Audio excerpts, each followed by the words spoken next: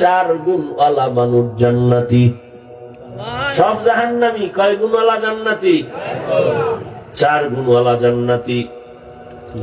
1 number ইল্লাল্লাযীনা আমানু ওয়া আমিলুস সালিহাত ওয়া তাওয়াসাউ বিল হক ওয়া তাওয়াসাউ বিস সাবর। 1 নাম্বার গুণের নাম ঈমান, দ্বিতীয় গুণের নাম আমল। খুব খেয়াল করেন, তৃতীয় গুণের নাম ঈমান আমলের দাওয়াত অন্যরে দাও। 4 নাম্বার গুণ হলো ঈমান আমলের বিরুদ্ধে যারা চলে এদের বাধা দিতে গিয়ে ধৈর্য ধারণ করো। আমরা যেটাকে সহজে বলি সৎ কাজের আদেশ, অসৎ কাজে নিষেধ। আবারও খেয়াল করেন, সূরা আসর পাওয়ারফুল সূরা। 4 গুণওয়ালারা জান্নাতে যাবে। প্রথম 2 গুণ ঈমান আর আমল, এই 2 গুণ হলো আল্লাহর হক। বাকি আছে আরো কয় গুণ? 2 গুণ। ঈমান আমলের দাওয়াত অন্যকে দাও, যারা বিরোধিতা করে বাধা দাও। এই বাকি 2 গুণ হলো বান্দার হক। আল্লাহর হক মানতে গিয়া যদি ত্রুটি করেই ফেলেন, আল্লাহ নিজে মাফ করে দিবেন, কিন্তু বান্দার হকে ঝামেলা করলে, বান্দার ক্ষমা না হইলে আল্লাহও ক্ষমা দিবেন না। এখন হিসাব করে নেই জিকির করনেওয়ালা বিশ্বাবের মুরিদেরা, তাবলীগওয়ালা চিল্লাদারিরা। এই মক্কার হাজী ভাই, পাওয়ার দেখাও। তোমার ঈমানের পাওয়ার কত? আমি বলি তোমার ঈমানের পাওয়ার কত, হাজির ঈমানের পাওয়ার কত, পীরের মুরিদের পাওয়ার কত, তাবলীগের চিল্লার পাওয়ার কত। এর পাওয়া যায় মাইয়া বলার বিয়ার সময়। ঠিক নেই? মাইয়া বলার বিয়ার সময় কি বুজুর্গ, আমার কিচ্ছু লাগবে না, কিচ্ছু লাগবে না, খালি মাইয়াটাই দিও। ঘরের মধ্যে দরজা জানালা আটকায়, এইটা দিল না, এটা কি মানবতা হইল? ওইটা দিল না কেন, সেটা দিল না কেন? ওদিকে আবার চলে গায়ে হলুদ। ঠিক নেই? গায়ে হলুদ হারাম, হারাম, হারাম, হারাম, কবিরা গুনাহ। বলার দায়িত্ব আমার, মানবেন কিনা সে দায়িত্ব আপনার। আমার চিন্তায় আমি আছি, আপনার চিন্তায় আপনি থাকেন। আমার ভিড়া আপনি খাবেন না, আপনার ভিড়া আমি খাবো না। আমনের ভিড়া আমার খাওয়া লাগতে পারে, এই জন্য বইলে ভালাই না। চুপ থেকে ভিড়াটা নেওয়ার দরকার কি? হায় হায়, গায়ে হলুদ চলে, আরো কত নাচ গান চলে। এরপরে যৌতুকের গজব তো আছেই, অন্তত পটুয়াখালীর আশেপাশে নাই? হ্যাঁ, আল্লাহ মাফ করে। যারা যৌতুক নেয়, যারা দেয়, যারা সহযোগিতা করে, সবাই জালেম, সবাই ডাকাত, সবাই চোর, সবাই ছোট লোকের বাচ্চা।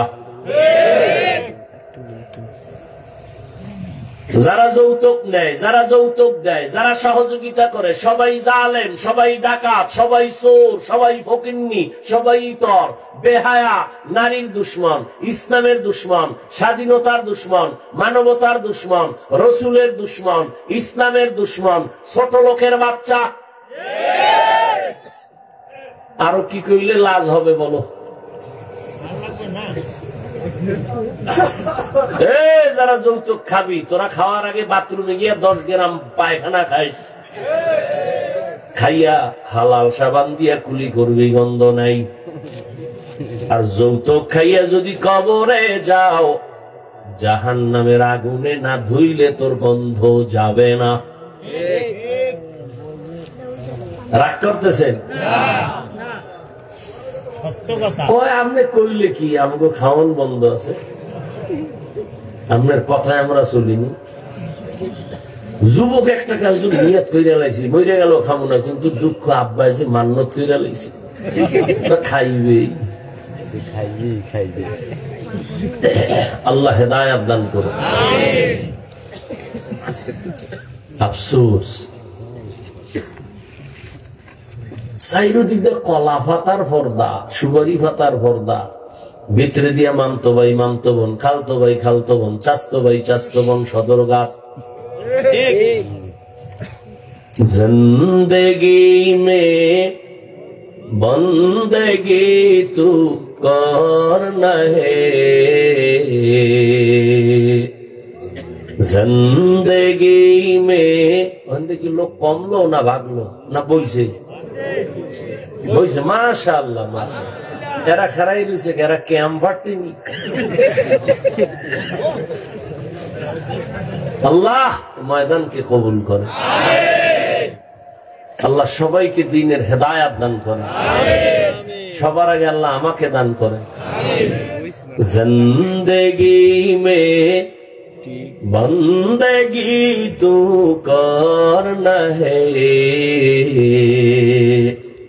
जिंदगी बे बंदगी शर्मिंदा है जिंदगी बे बंदगी शर्मिंदा है यहाँ हम सब मुसाफिर दिल ना लगा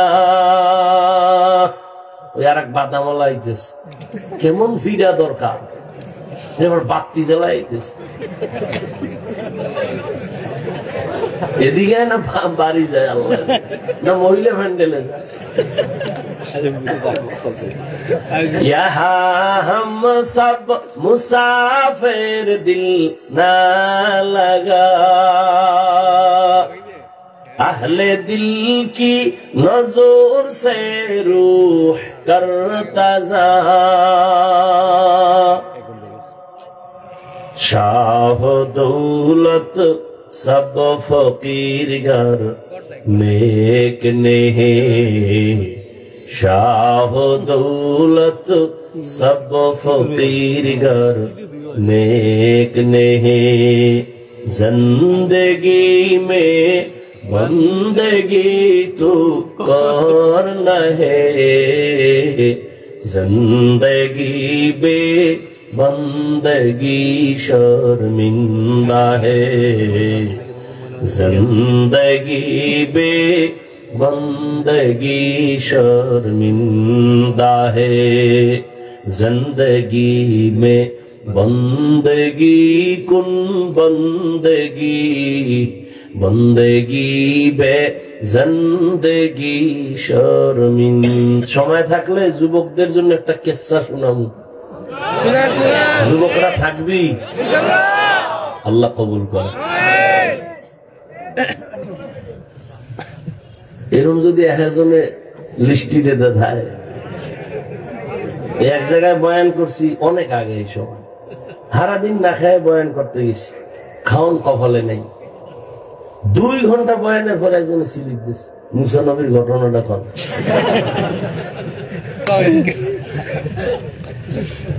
ভাবলি নামাজ লাগবে না আসরের শফাত করে আল্লাহ বললেন সব মানুষ জাহান্নামে যাবে 4 গুণ আলারা জান্নাতে যাবে প্রথম গুণের নাম ঈমান দ্বিতীয় গুণের নাম আমল এই 2 গুণ কার হক আল্লাহ বাকি আরেক 2টা গুণ আছে বান্দার হক ঈমান আমলের দাওয়াত অন্যকে দাও যারা বিরোধিতা করে বাধা দাও তাহলে যারা মোটামুটি ঈমান আছেন আমলও করেন নামাজ পড়েন রোজা রাখেন পর্দা করেন আপনি কিন্তু জান্নাত এখনো রেডি না মাত্র আল্লাহর হক আদায়ের পথে আছেন কিন্তু বান্দার হক আছে আর 2টা আদায় করছেন কিনা হিসাব মিলান ভালো করে মনে রাখবেন আল আসরে সূরা দিয়া বুঝা যান জান্নাত কত সহজ অনেক নামাজি তাহাজ্জুদ ওয়ালারাও কিয়ামতের দিন শুধু সন্তানের অপরাধের কারণে জাহান্নামে যাবে ঈমান আমল আছে কিন্তু জান্নাত রেডি নাই কেন বলি ঈমান আমলের দাওয়াত অন্যকে দাও বান্দার হক আদায় করো যদি না মানে বাধা দাও ঈমান আমলের দাওয়াত অন্যকে দিবেন অন্য মানি কি আল্লাহ বলেন ইয়া আইয়ুহাল্লাযীনা আমানু قوا أنفسكم وأهليكم نارا وقودها الناس والحجارة عليها ملائكة غلاظ شداد لا يعصون الله ما أمرهم ويفعلون ما يؤمرون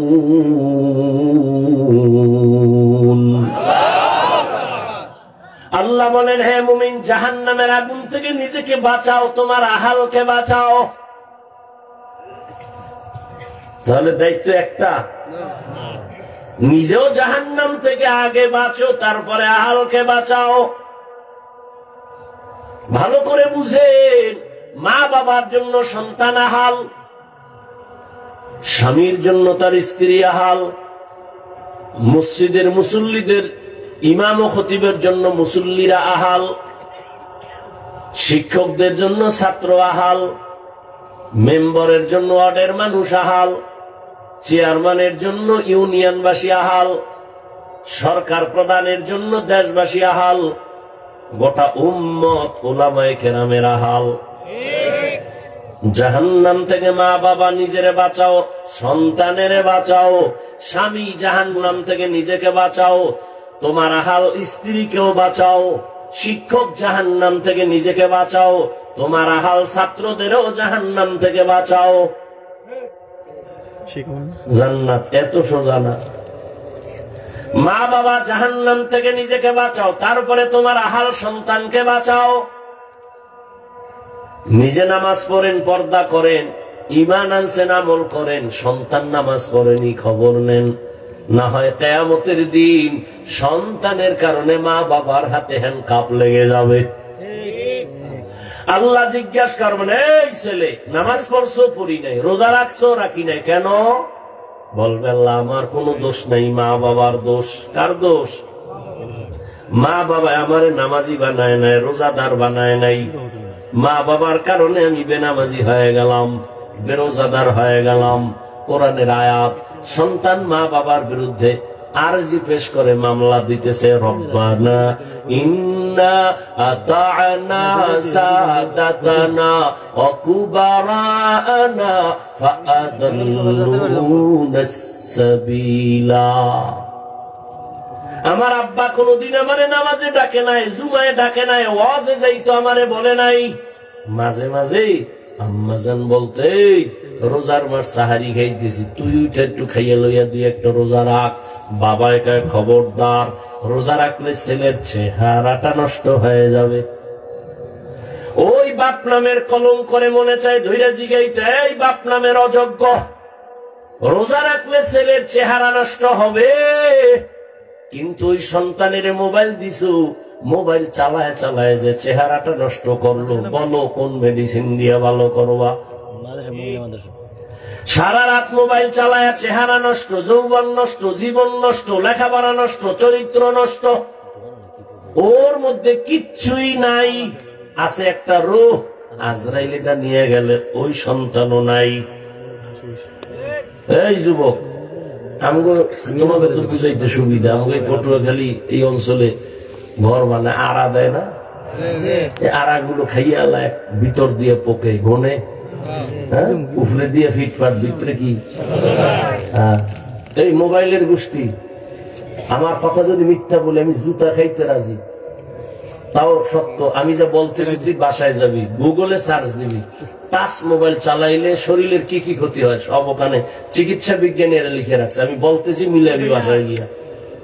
এই মোবাইলের কারণে কিডনি দুর্বল, হার্ট দুর্বল, ব্রেন দুর্বল, চোখের পাওয়ার কমে, তোমার যৌবন কমে, জীবন নষ্ট, তোমার চরিত্র নষ্ট, কিডনির উপরে আঘাত, তোমার হার্ট দুর্বল, মেধা দুর্বল। অপেক্ষা কর, অল্প দিনের মধ্যেই বিছানায় পড়ে যাবি। চোখ থাকবে, পাওয়ার থাকবে না, কান থাকবে, পাওয়ার থাকবে না, হাত থাকবে, কোনো শক্তি থাকবে না, কিডনি পার্সেন্ট কমে যাবে, হার্ট দুর্বল হয়ে যাবে। দেখো না, সুস্থ মানুষ, কোনো রোগ নাই, ডাক্তার কয় কোনো রোগ নাই, ধান কইরা নাই, কেউ হঠাৎ কইরা মরে গেছে কেন? একটা গজব আসছে, নতুন মরণ, কি স্ট্রোক করে মরা, বুকে ব্যথা উঠছে, ধর কইতে পারেন, এর মধ্যে নাই। আল্লাহ হেদায়াত দান করে। রাতের ঘুম শরীরের মহা ঔষধ। আমি তো বয়ান কইরা রাতের ঘুম ঠিক মতো ঘুমাইতে পারি না, তুই কি কইরা রাতের ঘুম মারছো বল? আমি তো বয়ান কইরা গিয়ে ঘুমাইতে অনেক সময় যায়, বাসায় যাইতে যাইতে ফজর পরে একটু ঘুমাই। মাওলারে বলি আল্লাহ সুস্থ রাখিও, রাতের ঘুম ঔষধ নিতে পারি না তোমার দিনের কাজের জন্য। তুই কি করবি? ও আল্লাহ তুমি আমারও সুস্থ রাখো, সারা রাত আকাম করছি মোবাইলে। হাসিস না, জিন্দেগিটারে শেষ করে ফেললি। এই মোবাইলের কারণে মায়ের সাথে কি পরিমাণ বেয়াদবি করছো।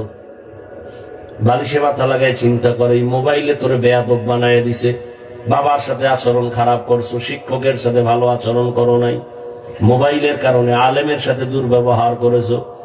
এই মোবাইলের কারণে মায়ের টাকা চুরি করছো, বাবার টাকা চুরি করছো, মা বাবায় না দেওয়ার পরে বন্ধুর পকেট মারছো, বন্ধুর বন্ধ করে দেওয়ার পরে দোকান চুরির ষড়যন্ত্র করছো। ভালো কোন দিকটা আছে বলতো? আল্লাহ হেদায়েত দান করেন, আল্লাহ হেদায়েত দান করেন। ও আল্লাহ, মোবাইলের গুনাহ থেকে আমাদেরকে হেফাজত করেন। সব মানুষ জাহান্নামে যাবে, 4 গুণওয়ালারা যাবে না। ঈমান আর আমল এটা আল্লাহর হক। এবার তুমি সন্তানের দাওয়াত দাও। আল্লাহর কাছে যখন সন্তান বলবে আমার আব্বা আম্মা আমারে দ্বীনের পথে চালায় নাই, এবার আল্লাহ ধইরা ফেলবে, এই তোরে না বিবেক দিছি। কত সন্তান মা বাপ চায় না নামাজ পড়তে, কিন্তু সন্তান নামাজি হয়ে গেছে মা বাবার কথা অমান্য কইরা। হয়েছে না? তুই পারলি না কেন? আল্লাহকে তো ভুল করে লাইছ, ভুল করছি বললে হবে না। এখন আদালতে দাঁড়াইছে, ইনসাফের বিচার হবে। কি তোর বিবেকের বিচার হবে। ইন্নাস সামআ ওয়াল বাসারা ওয়াল ফুআদ কুল্লু উলাইকা কানা আনহু মাসউলা। সন্তান বলবে আল্লাহ বিচার করলে আমার একটা আবদার আছে। কি? আমারে যদি একটা বেতের বাড়ি মারো, আমার মা বাবারে ডবল। সূরা আহজাব 67 নম্বর 68 নম্বর আয়াত। সন্তান বলবে রব্বানা আতিহিম দিফাইনি মিনাল আযাব ওয়ালআনহুম লানান কাবীরা। আমারে যদি শাস্তি দাও তার ডবল দিতে হবে। আমার মুরব্বী, আমার নেতা, আমার নেত্রী, আমার মা বাবা সহ সবাই রে।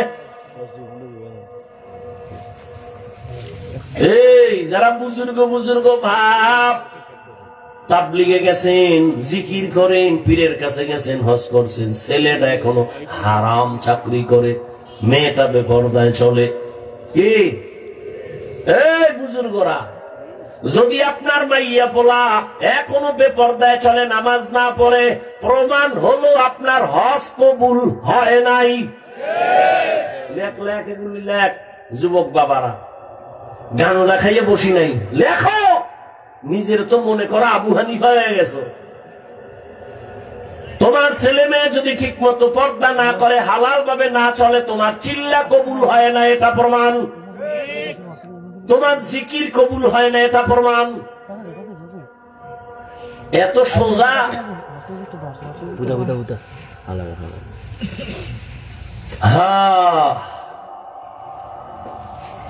সন্তানের ঈমান আমলের দাওয়াত দাও, বিরোধিতা করলে বাধা দাও, সময়টারে কাজে লাগাও। আসরের শপথ করে আল্লাহ বুঝাইছেন, আসরের কামে লাগাও।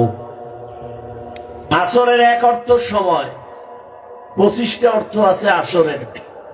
এর মধ্যে একটা অর্থ আসর মানে সময়। সময়টারে কাজে লাগাও। সময়টারে যদি কাজে লাগাও, তুমিও কাজের হয়ে যাবে। সময়টারে তুমি যদি মূল্যায়ন করো, তোমারও মূল্যায়ন বেড়ে যাবে। দুনিয়ার লাইনও বাড়বে, আখিরাতের লাইনও বাড়বে। যেমন দেখেন না, 11 মাস দোকানওয়ালা দোকানদারি করে, কর্মচারী একজন, ব্যবসা যা হয় টুকটাক, দোকান খোলা 8টা থেকে 8টা। রমাজানে আসলে কর্মচারী 5 জন, দোকান খোলা 24 ঘন্টা। 11 মাসে যা পায়, 1 মাসে তার 13 গুণ পায়। কথা বলেন না কেন? কেন পাইছে? রমজানের কারণে পায় নাই, সময় কাজে লাগাইছে। রাতেও খোলা, দিনেও খোলা, কর্মচারী 11 মাসে 1 জন, আর 1 মাসে 5 জন। সময় তারে যখনই মূল্যায়ন করছে, তার ব্যবসার মধ্যে মূল্যায়ন হয়ে বেড়ে গেছে। দুনিয়াতে যারা লাভবান হয়, একটা কথা মনে রাখবেন, দুনিয়াতে যারা লাভবান হয়েছে মূল ডিউটি করে, কেউ লাভবান হয় নাই ওভার ডিউটি ছাড়া। ঠিক আখিরাতের লাইনেও যারা লাভবান হবে, মূল ডিউটি করলে হবে না, ওভার ডিউটি লাগবে। 5 বেলার নামাজ মূল ডিউটি ফরজ, সুন্নাত, আউয়াবিন, ইশরাক, তাহাজ্জুদ ওভার ডিউটি নফল। রমজানে রোজা রাখা মুমিনের জন্য মূল ডিউটি ফরজ। সোমবার, বৃহস্পতিবার, আরাফার রোজা, আশুরার রোজা, এগুলো ওভার ডিউটি নফল। বছরে একবার ধনী যাকাত দিবে, মূল ডিউটি ফরজ। ফাঁকে ফাঁকে দান করো, সদকা করো, মাদ্রাসায় মসজিদে এতিম অসহায় গরিব, রাস্তাঘাট কালভার্ট ঠিক করতে, ওভার ডিউটি নফল। জীবনে বাইতুল্লাহ যা, হজ করো, মূল ডিউটি ফরজ। মাঝে মাঝে উমরা করো, ওভার ডিউটি নফল। নফল যত করবা তত তোমার মূল্য বাড়বে আল্লাহর দরবারে। ওভার ডিউটি করিয়া মূল্য বাড়াও, সময়টারে কাজে লাগাইও। আখিরাতের লাইনও যারা সময়টারে কাজে লাগায় তারা দামি হয়ে যায়। যত বড় বড় আল্লাহওয়ালাদের নাম শুনে এনারা 1 সেকেন্ড সময় অনর্থক কাটায় নাই। হাকিমুল উম্মত, মুজাদ্দিদুল মিল্লাত শাহ আশরাফ আলী থানভী লিখতেছেন, 1000-এর উপরে কিতাব লেখছে। আবার খানকায় মানুষের বয়ানও করছে, আবার ক্লাসও করাইছে। এত কিতাব লেখছে যেগুলি পড়তে গেলে 1000 মানুষ যদি 1000 বছর বাঁচে এরপরও শেষ করতে পারবে না। হাকিমুল উম্মত আশরাফ আলী থানভীর এই পরিমাণ কিতাব লেখা কেমনে লেখলেন? সময় পাইল কই? সময়টারে এমন কাজে লাগাইছেন, কলম দিয়ে লিখতেছে, আজান হয়ে গেছে, খাতার উপরে কলম তুইয়া নামাজে। এক আল্লাহর বান্দা অন্তর চক্ষুওয়ালা তাকায় দেখে কলম ঘুমায় না, একা একা লিখতেছে। আপনি সুবহানাল্লাহ কইছেন, নাউজুবিল্লাহর অভাব নেই। মূর্খ পণ্ডিত আছে না, এটা কেমনে সম্ভব? আল্লাহ আমার কুদরতে সম্ভব। কার কুদরত?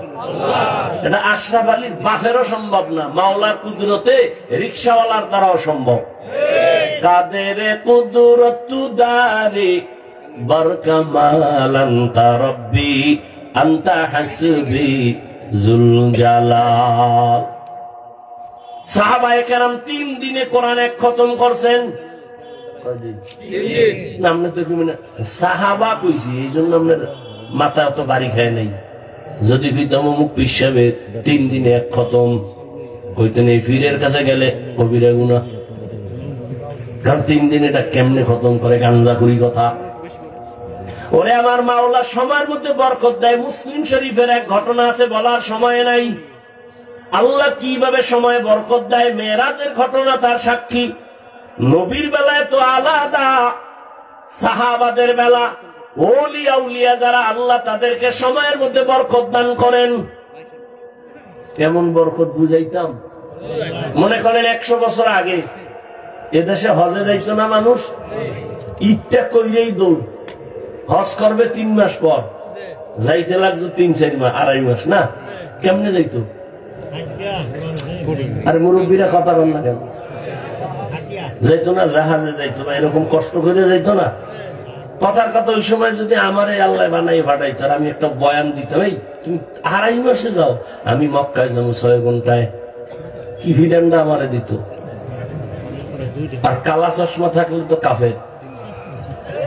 কি 100 বছর পরে এখন যায়নি 4 ঘন্টায়? কথা বল না কেন? এই মেধা আল্লাহ মানুষের দেয়নি। আমরা হয়তো থাকবো না, এমন অবস্থা হবে যে আরো অর্ধেক সময় চলে যাবে। এমন বাহন হতে পারে না? মানুষের মেধা আল্লাহ দিতে পারে। আল্লাহ চাইলে সব হয়, বান্দা চাইলে কিছুই হয় না। আল্লাহ তাআলা পারেন 2.5 মাস লাগায় বাইতুল্লাহ যাইতো, আর এখন 2.5 দিনও লাগে না, 6 ঘন্টায় ফজর করে রওনা দিছে, বাইতুল্লাহ গিয়া জোহরের নামাজ পড়বে। পারেনি? এটা আল্লাহ করায় না, মানুষ পারছে? এরে আল্লাহর বান্দারা, সুলাইমান নবী সিংহাসন চালায় জমিন থেকে 9 মাইল উপরে। কয় মাইল? মদিনাতুল মুনাওয়ারার পাশ দিয়ে যাচ্ছে সুলাইমান নবীর সিংহাসন। তেল নাই, পেট্রোল নাই, অক্টেন নাই, চালিকা শক্তি বাতাস। 9 মাইল উপরে চলতেছে সিংহাসন। হঠাৎ করে শুনি গর্তের পিপিলিকার বয়ান। কির বয়ান? পিপিলিকায় বয়ান করে, এই জাতিরা ভিতরে ঢোক, না হয় হরতাল আসতেছে, অবরোধ আসতেছে, মরে যাবি। সুলাইমান কয় পিপিলিকার বয়ান আমি 9 মাইল উপরে বৈশাখ কানে পাইছি। সুলাইমান নবী সাথে সাথে বললেন, এই সিংহাসন নিচে ল্যান্ড করো। নিচে ল্যান্ড করলো। পিপিলিকার ঘটনা শুই না ফাতা বাসামা। সুলাইমান নবী হাসলেন আর ঘটনা শোনাচ্ছেন। ঘটনা আপনারা সবাই জানেন। এদিক দিয়ে হুদহুদ নামের একটা প্রাণী, এরে সুলাইমান নবী দায়িত্ব দিছে, এ হলো পানির দায়িত্বে। হুদহুদ পানি দেখবে, পানির দায়িত্বে নাক লাগাইয়ে দেখবে এখানে পানি আছে, জিনেরে কয় উঠায় পানি দিয়ে ওযু করবো, নামাজ পড়বো। হুদহুদ বসা, কিন্তু সুলাইমান নবীর বক্তব্য চলতেছে। হুদহুদ একটা দৌড় মাইরা গেছে উপরে। উপরে গিয়ে, অনেক উপরে গিয়ে দেখে তার আর একটা জাতি ভাই হুদহুদ রে দেখতেছে, দৌড়ায় গেল। এই তুই কোন দেশে? তুই কে? আমি সুলাইমান নবীর অনুগত এক প্রাণী। সুলাইমান কে? মানি গোটা দুনিয়াটারে গরম বানায় রাখছে সুলাইমান নবী, তুই চিনস না? তাই না, আমি শুনলাম মাত্র। ভিড়া তো একটাও মাটি পড়তো না। তুই কোন জগতে আছো? আমি এক ম্যাডামের জগতে আছি। ম্যাডাম? কোন ম্যাডাম? কয় মুলকে সাবা, বিলকিস নামের ম্যাডাম। তাই নাকি? বলে হ্যাঁ। সুলাইমান নবী জানে না। চল একটু দেখে আসি। হুদহুদ চলে গেছে এটার সাথে, গিয়া দেখে ঠিকই বিলকিসের বিশাল সিংহাসন। এদিকে সুলাইমান নবী হুদহুদরে পায় না, নামাজ পড়বে। আমার পানির দায়িত্বে যারা দিলাম হয়ে গেল কই? না পাইয়া সুলাইমান নবী খুব গরম। আজকে ওরে আমি ইচ্ছা রকম শাস্তি দিব, তবে একটা কারণ যদি উল্লেখযোগ্য কোনো কারণ দেখায় তাহলে একটু সুযোগ দিব। পাখিদের উপদেষ্টা ঈগল পাখি। ঈগল পাখি রে কয়, দেখ হুদহুদ গেল কই? ঈগল উপরে গেছে, হুদহুদ কই? হঠাৎ করে নজর করে দেখে আসতেছে হযরত। ঈগলে গিয়ে কানে ধরে গরম আওয়াজ, এই তুই কই গেছিলি? গেছিলি কই? হুদহুদ কয়, কি ধমকাও কেন? সুলাইমান নবী গরম। সুলাইমান ধমকাইবে, তুই ধমকাস কা? আমি ফাও একটু সুযোগ পেয়েছি, সেইটা দিয়ে লাভ কি? আসামিরে পুলিশে ধইরা থানায় নিচে কোর্টে উঠাবে, বিচারক ফয়সালা দিবে, জেলে না যাও জেমে যাও যাও। থানার ভিতরে পুলিশেও ফিডা লাগায়, কি ও বিচার হবে আদালতে, তুই ফিডাও কেন? কয় হাদিয়া দে। মাঝখানে এই সুযোগ সেইটা লাভ কি? ঈগল গরম ভাব দেখায়, হুদহুদ কয় সাবধান, গরম ভাব দেখায় না। কই গেছিলি? কয় তোর কাছে কমু না। সুলাইমান নবী আজকে তোর খবর নিবে। কয় কি কইছ? আজকে তোর সাইজ করে ফেলাইবে। কয় কোন শর্ত দিস? একটা শর্ত দিস, যদি উল্লেখযোগ্য কারণ দেখাইতে পারো একটু ছাড় আছে। চল। হুদহুদ যখন বইছে খুব জীর্ণ শীর্ণ, সুলাইমান নবী হুদহুদের কানে ধরে টান মারছে। হুদহুদকে ব্যথা পাই, এত জোরে টান দিবেন না, আমার উপরে এমন জোরে টান দিবেন না, কারণ আমি আপনার থেকে আজকে পাওয়ারে আছি। মানে আপনি নবী হইয়াও জানেন না আমি যে খবর জানি, তাই নাকি? কাহা সাইরা দিলাম। হয় আপনি যে দুনিয়া চালাইতেছেন, এক ম্যাডাম অন্য জগতে আবার দেশ চালায়, তাই নাকি? বলে হ্যাঁ। কোথায়? বলে অমুক জায়গায়, খবর নিয়ে আসছি। সুলাইমান কয় তোর কথা সত্য না মিথ্যা আমি একটু যাচাই করুম। ইন্নাহু মিন সুলাইমান ওয়া ইন্নাহু বিসমিল্লাহির রহমানির রহিম। চিঠি লেখা, কয় চিঠি নিয়ে দে, বিলকিসের মধ্যে দিয়ে আবার খবর নিয়ে আসবি।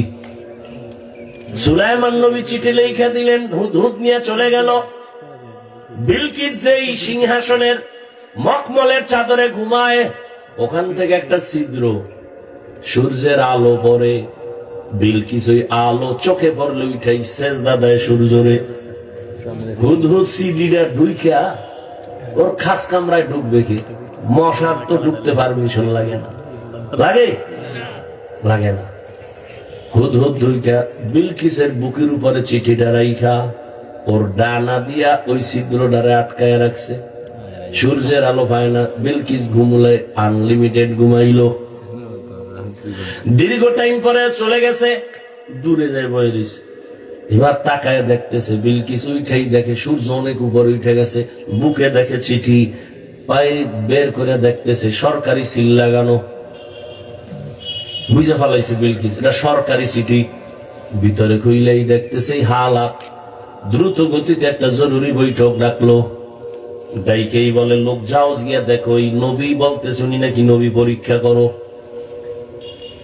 বিলকিসের বাহিনী চলে গেল, হুদহুদ সব খবর নিয়ে দিছে। সুলাইমান নবী লোক পাঠাইতেছে, আসছে সব ঘটনার পরে ফাইনালে নবী বলছে বিলকিস তুমি আসো, না হয় যুদ্ধ হবে। বিলকিস এবার রেডি হয়ে গেছে, 7টা দেওয়ালের মাঝে তালা লাগায়া সিংহাসন আটকায় বিলকিস রওয়ানা সুলাইমান নবীর কাছে, রওয়ানা মুসলমান হওয়ার জন্য। বিলকিস কত দূর আইতেছে খবর হুদহুদ জানাইতেছে। বেশি দূর নাই, 5-6 কিলো দূর। এর মধ্যে সুলাইমান নবীর অন্তরে একটা কথা আসছে, এই বিলকিস আসতেছে, এখন বিলকিসের সিংহাসনটাকে এনে দিতে পারবি? ক্বালা ইফরিতুম মিনাল জিন, জিনের মধ্যে ইফরিত নামের একজন আমি পারুম। টাইম আপনার মিটিং শুরু শেষ হওয়ার আগে, কেন আরো আগে লাগবে, আমি সারেন্ডার, আমি পারুম না, আমার পাওয়ার নাই। নবী কয় কার পাওয়ার আছে? একজন জীর্ণ শীর্ণ আদম সন্তান দ্বারা একাই আমার কাছে আল্লাহর ইলমের পাওয়ার আছে। আপনি যদি একটু দয়া করে দোয়া করে দেন আমি পারবো। টাইম কত? কয় আপনি চোখ বন্ধ করবেন আর খুলবেন, দেখবেন সিংহাসন হাজির। কাদের কুদরত দারি বর কামাল আনতা রব্বি আনতা হাসবি জুল জালাল। সময়টারে বরকত কে দেয়? আল্লাহ। তুমি সময়ের কাজে লাগাও। এরে আল্লাহর বান্দা, সাহাবায়ে কেরাম 1 খতম কোরআন 3 দিনে করে ফেলেছেন। এরে নবীর আশিক, সময়টারে মূল্যায়ন করো, তোমারও সম্মান বেড়ে যাবে। 5 বেলার নামাজ পড়ো, একটা সময় 1 সেকেন্ড তুমি অনর্থক কাটায়ো না। ও আমার কলিজার যুবক, জীবনে তো অপচয় সময় কাটাইলা, কম কাটাও নাই। আজে বাজে রাস্তায় তো কম দৌড়াও নাই। মনে চাইছে নামাজ পড়বা না, পড়ো নাই। দাড়ি কাটবা, কেটে ফেলেছো। আর কত বাবা, এখনো কি তওবা করবা না? মা বাবার দোয়া নিয়ে আগাও। আমি কিন্তু একবারও বলি নাই 5 কল্লি লাগা, একবারও বলি নাই তাবলিগে যা, না হয় তুই জাহান্নামে যাবি। যুবক, একবারও বলি না আমি কওমি মাদ্রাসার সন্তান, তুমি যদি কওমিতে না যাও তোমার কপাল নষ্ট হবে বলি নাই। বরং আমি বলবো তুমি স্কুলে পড়ো, কলেজে পড়ো, চাকরি করো, বাধা নাই। ডাক্তার হও, ইঞ্জিনিয়ার হও, প্রফেসর হও, দোয়া করে গেলাম। তবে দাবি একটা, বেয়াদব হইও না।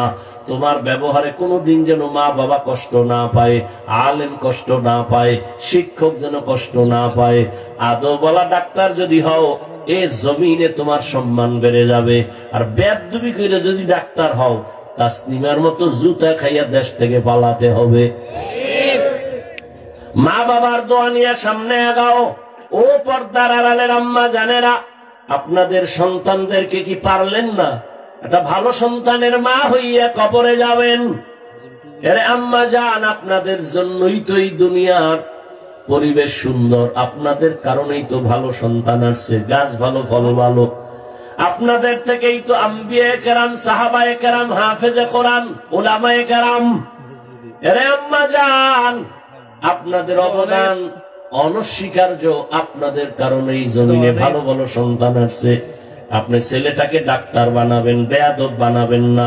ইঞ্জিনিয়ার বানাবেন, বেয়াদব বানাবেন না। প্রফেসর বানাবেন, বেয়াদব বানাবেন না। আপনার সন্তানের ব্যবহারে যেন কোনোদিন মা বাবা, শিক্ষক, আলেম ওলামা কষ্ট না পায়। এখনো সময় আছে, তওবা করেন। আপনার মোহাব্বত নিয়ে সন্তানের পেছনে সময় দেন, আল্লাহর কাছে দোয়া করেন। আপনারা তো বড় দামি। আম্মাজান আয়েশা রাদিয়াল্লাহু আনহার মতো দামি আপনারা নারী। আপনারা তো খাদিজা রাদিয়াল্লাহু আনহার মতো নারী, ফাতেমা রাদিয়াল্লাহু আনহার মতো নারী, ইসমাঈল নবীর মা হাজরা আলাইহিস সালামের মতো নারী, আপনারা তো ঈসা নবীর মা মারিয়াম আলাইহিস সালামের মতো নারী। এই দুনিয়ায় বড় বেঈমান ফেরাউন, তার স্ত্রীর নাম কি? আসিয়া। এত বড় বেঈমানের ঘরে থেকে আমার আল্লাহরে আপন বানায় নিলেন। নবীজি বলেন আসিয়ার সাথে হাসরের ময়দানে আমি মুহাম্মদের বিয়া হয়ে যাবে। আরে আম্মা জান, আসিয়া যদি এত বড় বেঈমানের ঘরে পাওয়ারওয়ালা টাকাওয়ালা সব ফালাইয়া আল্লাহকে আপন করে, আপনি কেন পারেন না? আপনি নামাজ পড়ে দোয়া করতেন, স্বামীর জন্য ঘরে আসলে নামাজের কথা বলতেন, আর স্বামীকে যদি বুঝাইতেন স্বামী জীবনে অসৎ পথে টাকা আনবা না, হারাম মাল ঘরে নিবা না, হারাম খাইয়া নিজেদের রক্ত সন্তানের রক্ত নাপাক করব না, যদি বুঝাইতেন কোন স্বামী হারাম মাল ঘরে নিত না। এখনো সময় আছে, তওবা করেন। আপনার মতো কত মা পর্দা করে, স্বামীর মাল হেফাজত করে, নামাজ পড়ে, মোবাইলে সময় নষ্ট করে না। আপনারা কেন পারবেন না?